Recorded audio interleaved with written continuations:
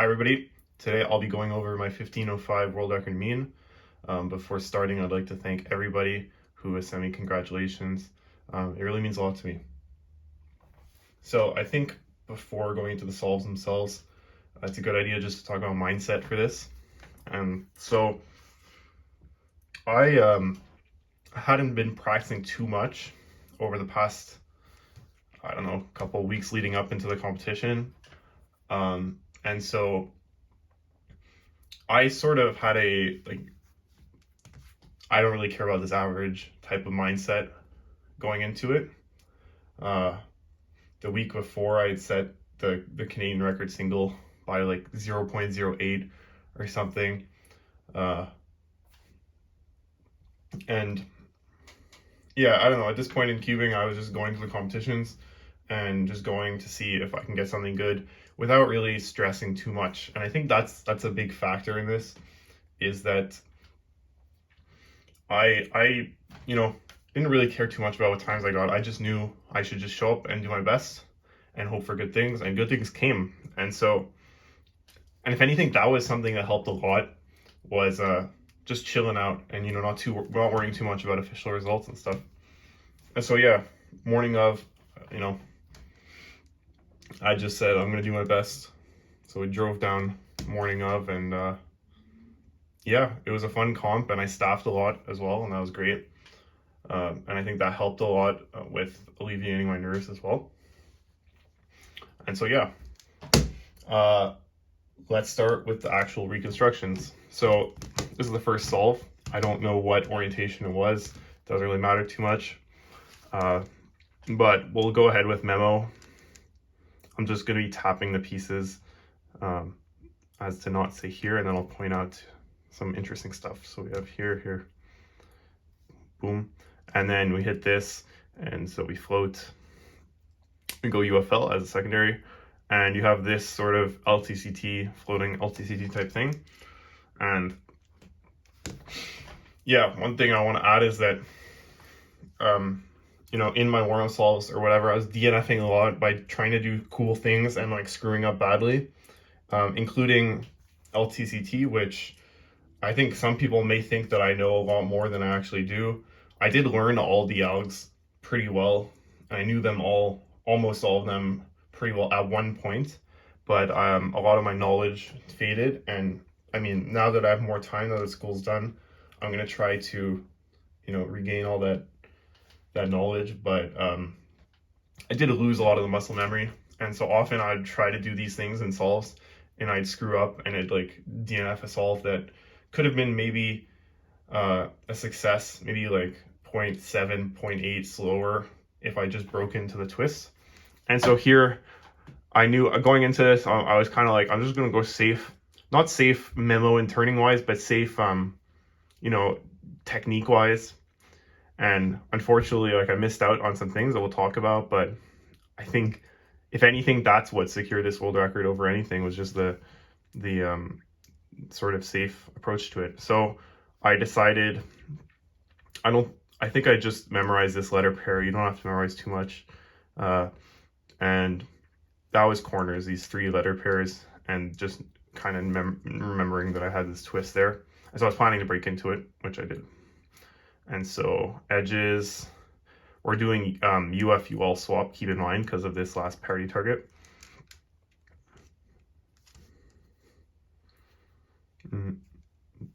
Okay, and we reach here, and this is kind of weird because this is flipped.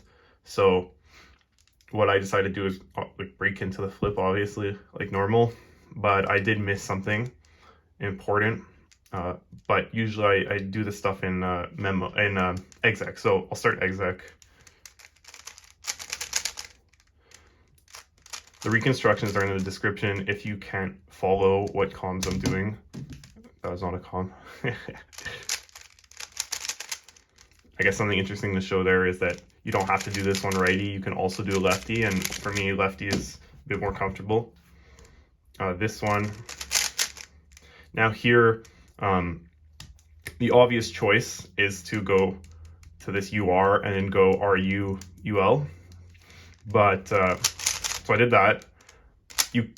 you can do an S prime here and then go into corners and sort of have this this pseudo swap in place, because corners, if you do a slice move and then you do corners and you undo the slice move, like it doesn't have an effect. And I talked about this in one of my parody videos, but yeah, I missed that. So I did this, but it was going safe, so whatever. I did corners. I do D2s here because D2s for me are practically as fast as just these. So I did that. This one, there's two options that I tend to do. This one less, and this one more. And so I did the one I did more, I think out of habit. And then, yeah, here, there's many options.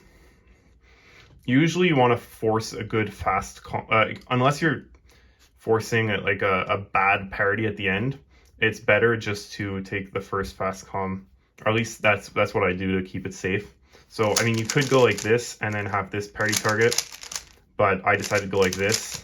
I didn't cancel here because I mess up a lot on cancels, especially with D and D2s. And so I went safe for this solve, keeping that sort of safe mentality. And then this is a very cool parity log that if I didn't have my face behind the camera, I could probably do a lot faster. But yeah, that was a cool solve.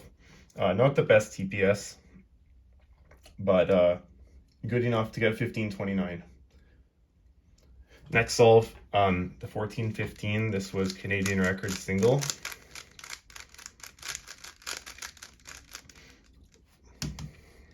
And also obviously the best of all three solves. So this looks like a good roux or C-flop scramble, to be honest. But for corners we have here, here, boom, boom. And then sort of a weird like twisted 2C, 2C that I'm sure in the future in 2035 we'll have algorithms for this. Because it's just a ZBLL. But anyway, I don't know that. And so I decided, actually, I saw this here, so I knew I was done with corners right away. Actually, maybe I memorized this, but sometimes you can deduce this type of stuff. But I went here and then here and here. And so, yeah, pretty simple corners, and then, yeah, straightforward edges. And so edges, and then this is a column maybe some of you don't know about, but oh, I think I executed it like this. It's URY. That's pretty good.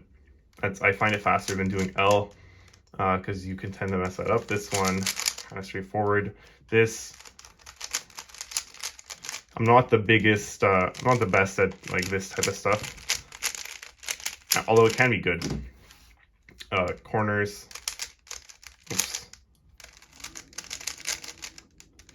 and then, so see what I was saying, this is ZBL, I'm sure somebody knows it, but I decided just to break here and then go back to there, and kind of examining other options. Maybe this would have been better, but everything else sort of sucks. And it's not the biggest deal, even if I didn't choose the best thing. So, and then I believe I canceled here. Boom. This was great TPS, 12 STPS. I think it was the first reconstructed solve of mine that had 12 STPS, like even at home. And so that was very nice.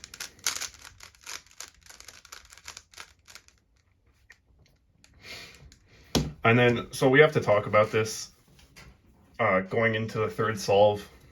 You know, was I think about world record? No. I'll keep it real. Either this was a successful type of thing where I was blocking myself from thinking about it, or it like genuinely didn't cross my mind. I don't remember what happened in the moment, but I just knew as soon as sort of to alleviate nerves, when the cover comes, it's something I do often. I just start to solve right away, sort of catch myself off guard. I suggest if you have trouble with nerves or whatever, maybe try this out. but don't blame me if you screw up. Yeah, so just start to solve as soon as the thing comes, because I find breathing and stuff, yeah, it can help with nerves, but at the same time, it's very easy to psych yourself out, and just be way too stressed. At the end of the day, sometimes you could just think like, oh yeah, it's just a plastic toy that I'm trying to solve fast. Don't think about official results and all this thing, whatever. So the cube cover comes with the cube in it. I started right away, if you can see in the video. And tracing, where did I break? Oh yeah, break here. Maybe that's something you could keep in mind, although it doesn't really apply here. If you hit a target, you always want to force the best second target. It's better than doing, like, if you hit here, I think one of the worst things you can do if other pieces are available is to break here. A lot of people default to UBR, but you really got to keep in mind that you want to force something fast, and UBR isn't the fastest thing, at least for me. I guess some people could be really good at this thing, but for me it just doesn't work, so I do this. And that's like a lot slower than just doing the standard 9 mover or an 8 mover, right? So I broke here, here, right to here, and we have an LTCT, and we'll talk about what happened with that. But I did UF/UR swap standard, so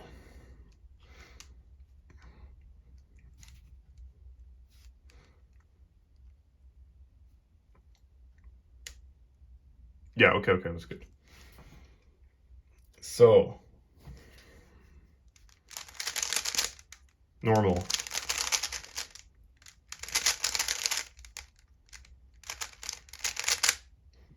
I'll just make sure that's what I did. Yeah, okay. Here I canceled from edges in the corners, and I know a lot of people like are super hype about canceling and stuff, and it's important to keep in mind that you can, like, canceling between edges and corners, I would say, is more important than cancel. Okay, don't like go out and share this with everybody, but I would say canceling in between edges and corners leads to better transition in between the two, which is often what a lot of people struggle with. And if you just focus on like getting that transition down, it can actually save you a lot of time. And so I canceled like that. We have this thing. Although, let's see.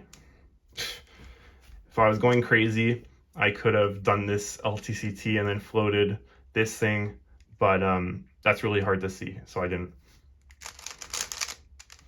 Again, going back to the safe thing, there is this comm, which is really good, but often shifting from righty turning to lefty turning can screw me up, so I didn't do that. I did this, which is really slow, but